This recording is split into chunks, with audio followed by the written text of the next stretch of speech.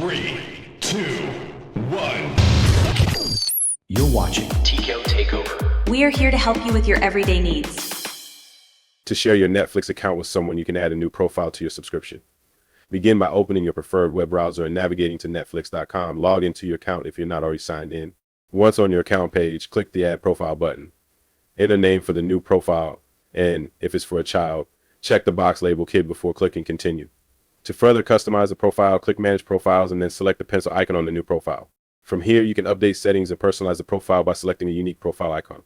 Choose an image from Netflix's collection, including characters from popular shows and movies, and click Let's Do It, Do I. You confirm your choice.